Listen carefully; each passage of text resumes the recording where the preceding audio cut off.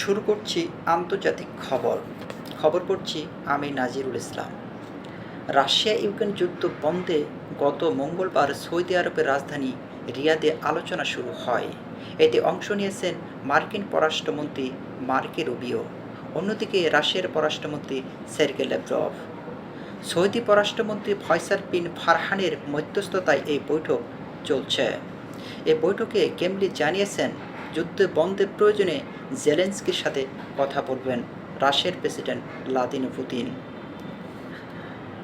রাশিয়ার হুমকি মোকাবেলা এবং যুক্তরাষ্ট্রের উপর নির্ভরতা কমাতে গত সোমবার জরুরি বৈঠক বসেছেন প্যারিসে এলিসা প্রাসাদে। এই বৈঠকে ইউ সদস্যরা হুঁশিয়ারি দিয়ে বলেন, রাশিয়া ইউক্রেন যুদ্ধ বন্ধ হবে না কিয়েভ ইউরোপ আলোচনা ছাড়া।